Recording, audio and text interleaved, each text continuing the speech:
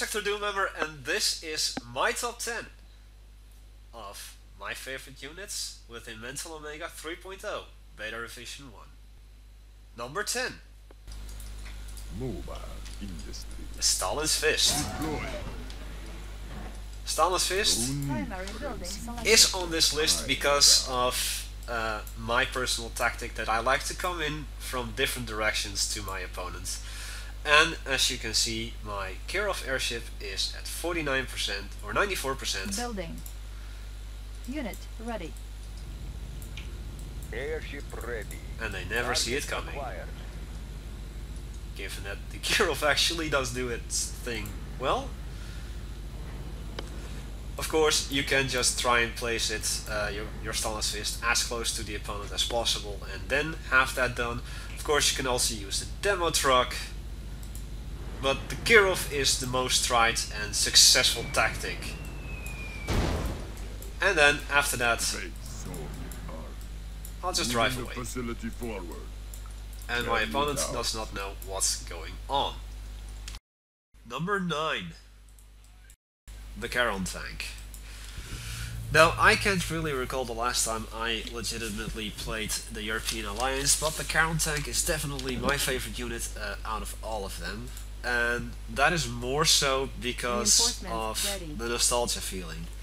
I've been playing mods for years and years, and I actually have a physical copy of Yuri's Revenge that describes a unit called the Chrono Prison. Of course, in vanilla Yuri's Revenge there never was a Chrono Prison, but of course the mods that I've played, and probably you have played, actually unlocked it. Now, the Charon tank is based on a concept art for the Chrono Prison, but it never made it, of course. And it still functions the same thing, the same way as it was intended. So, instead of taking a while to chrono erase a unit out of existence, it actually instantly does that, but it has a fairly large cooldown. And thus that puts the thing at risk, but of course, beyond that, it does insta-teleport stuff out of existence. The only exception is, of course, the Centurion Siege Crawler, but that has a very special armor. A pure nostalgia stake and epic concept art, and just the fact that this was supposed to be a unit that never made it into the final cut of Yuri's Revenge. The Charon tank is on number 9 of my top 10. Number 8. What you don't know can hurt you. The Shadow tank.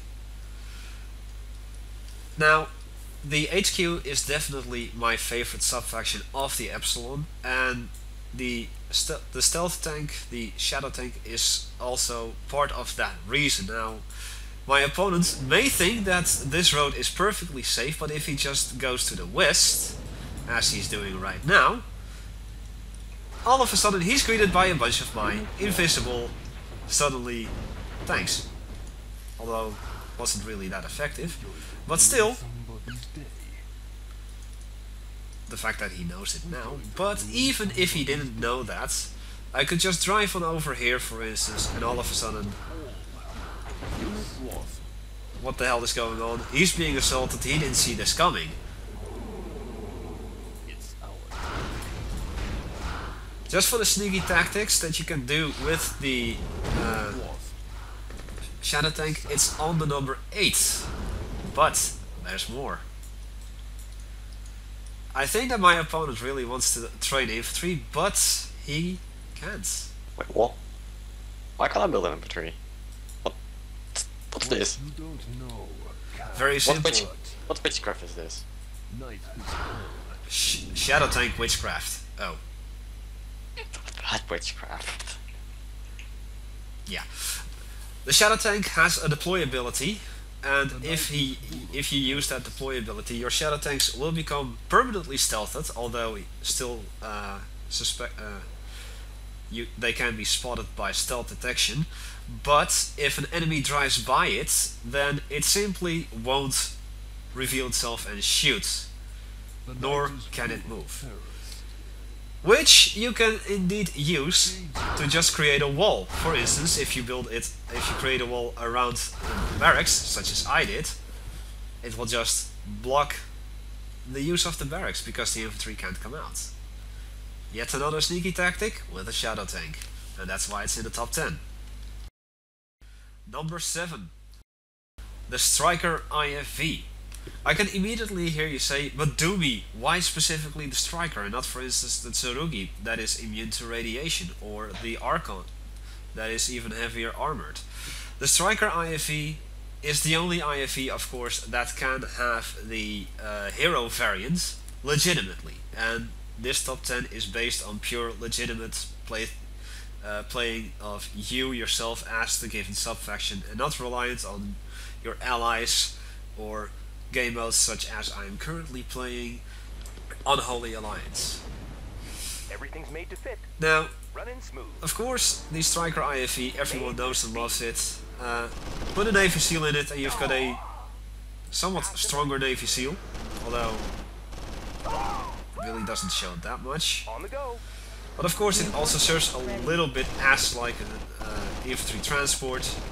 So, plop, there we go.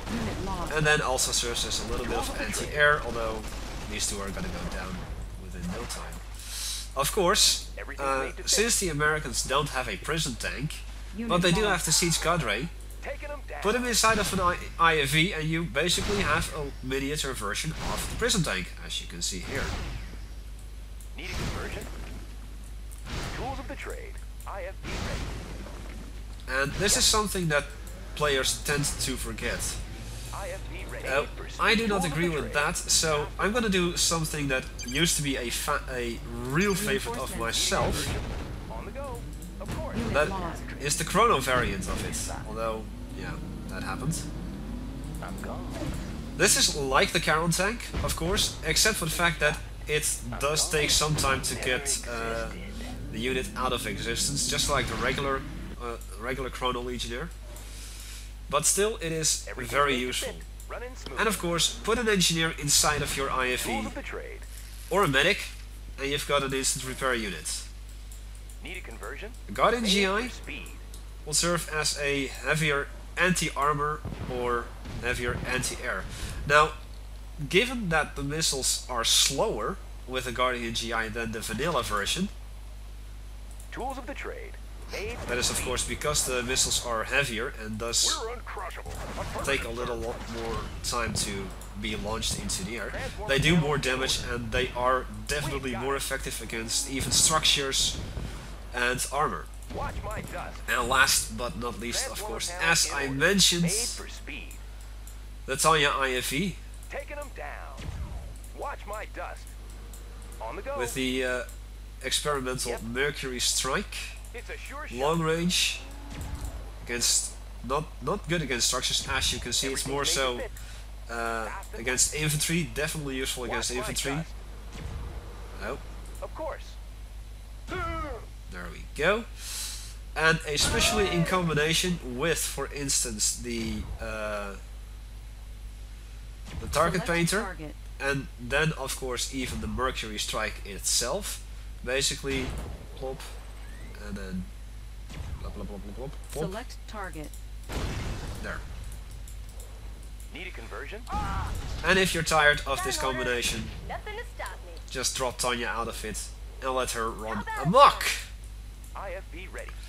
The variety compared to other IFV's variants for America is the reason why the Striker IFV on its own is in my top 10 of favorite units of Mental Omega. Number 6. Catastrophe is imminent. The unit itself said it, the Catastrophe. Now this unit is like the IFV, specific for the Latin Confederation, and this is placed in my top 10 because of the variants that you can create with it. Now a common variant that you will see with players is the Desolator, but my personal favorite definitely is the Pyro, because it is really effective against structures that way. But with the Desolator, of course, you've got a decent anti-armor unit and support, and anti-infantry especially, but against structures, yeah, okay. Of course, the one downside to the Catastrophe is that, well, the Mortar Quad can't get in it. Crazy Ivan doesn't do anything from it, and Morales can't shoot from it either. But besides all of that, the Catastrophe can still serve as infantry transport as well, although the Latin Confederation does have much better units capable of doing that. And I'm getting my butt handed to me. Got a couple of mines apparently. But beyond all of that, the Catastrophe itself, the monster tank for the Latin Confederation, does have some anti-air capabilities.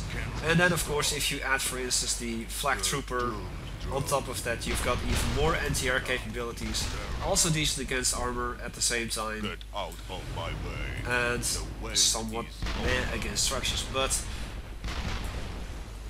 okay, that missile went flying a bit weird. But anyway, just the variations that you can create with the Catastrophe definitely puts this high on the list of my top 10 of favorite units of all time for Mental Omega.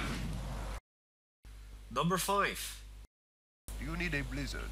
The Blizzard tank. Then you feel the chilling breeze. Now, just as with the Count tank that I can't remember for the life of me when the last time I played Pacific Front legitimately, the Blizzard tank is more of a nostalgia awesome unit for me.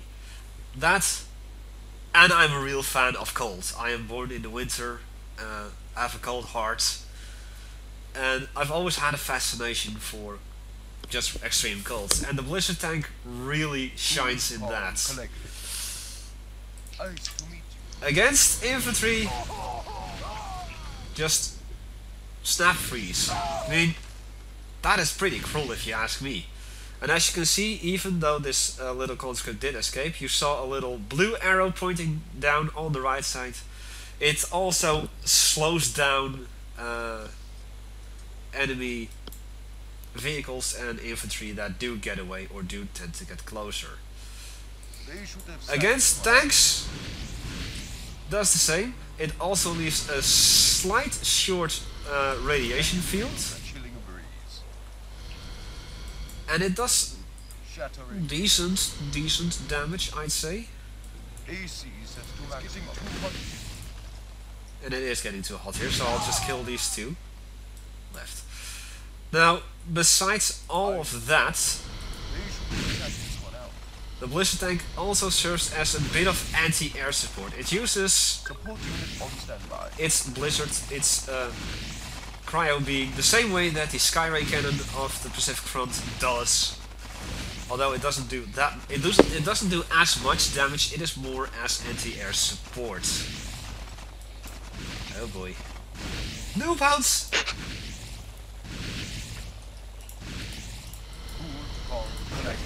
Forget. But that is not all. As I will place them over here. Of course, they can also deal damage to structures. Oh. And that isn't good either.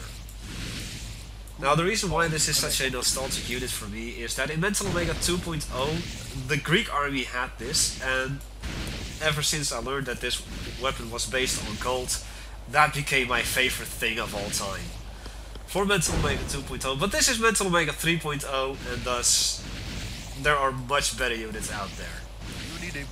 For nostalgia's sake and multi-purpose for the Blizzard tank, it is definitely in the top 10 my favorite Mental Omega units of all time.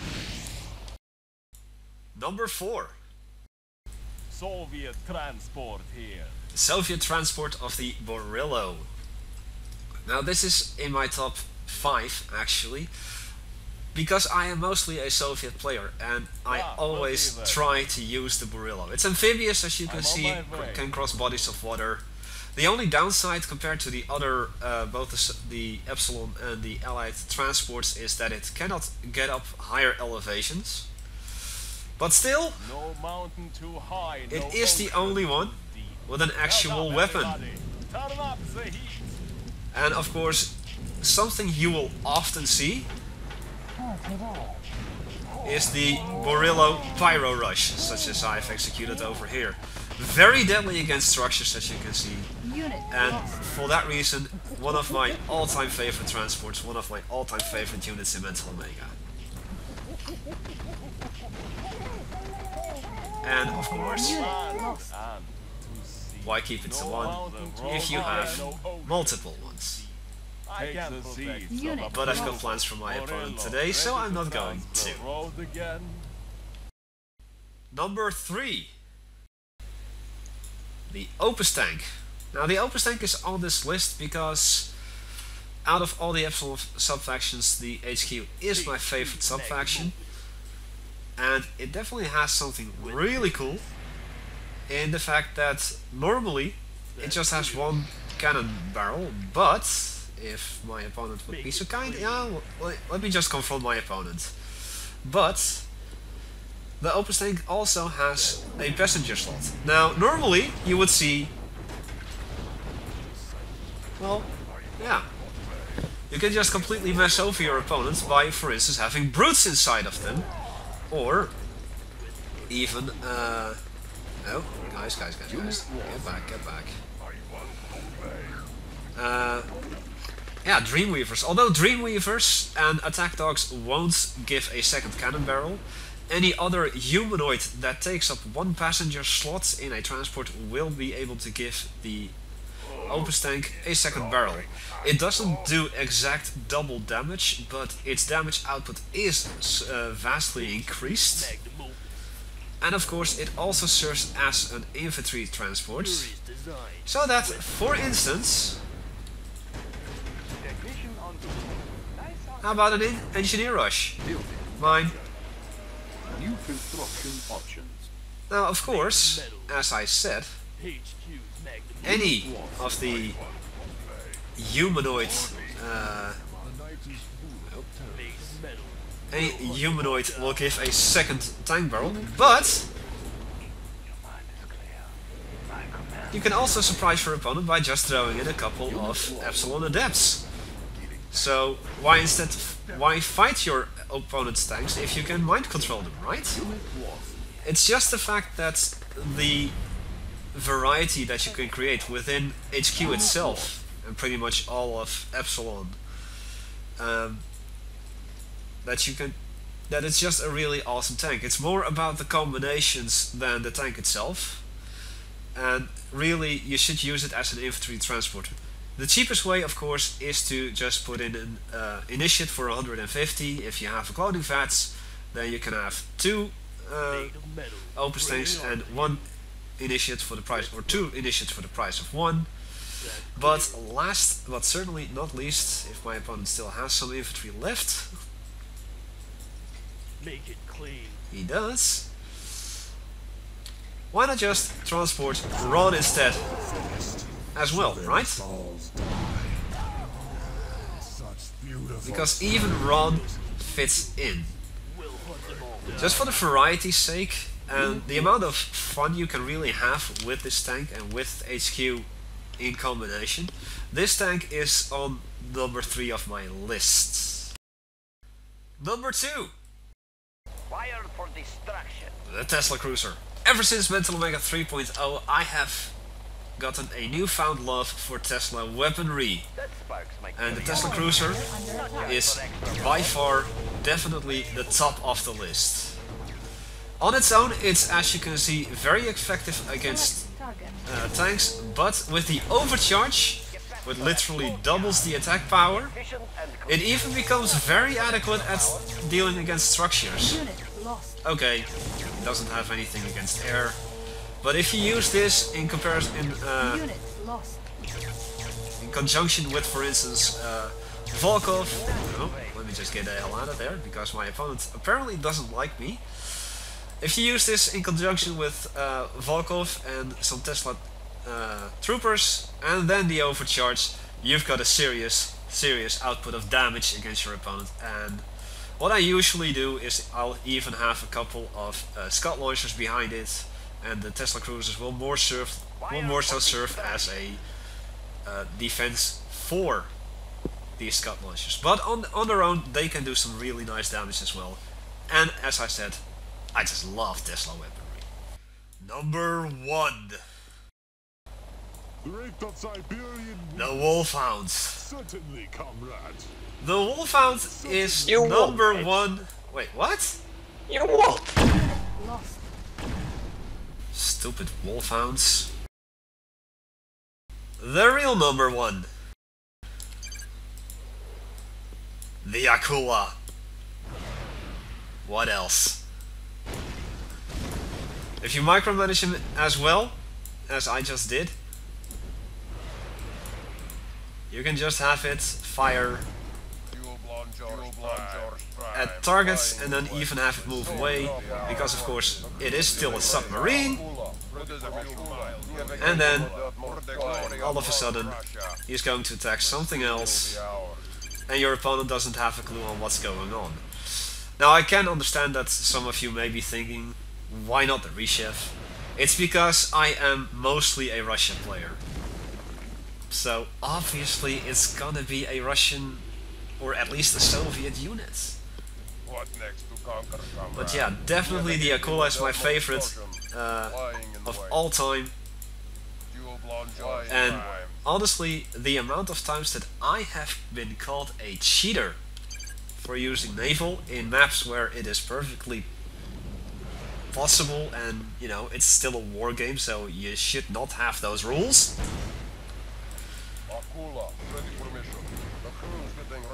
I don't get it, honestly, but it's just good times overall. People that know my playstyle, that know me as a player, will know that I always will go for naval whenever possible. And they fear my naval. But yeah, this is my top 10. I am Hecthor Doomhammer. I hope you all enjoyed this, and I will see you all next time.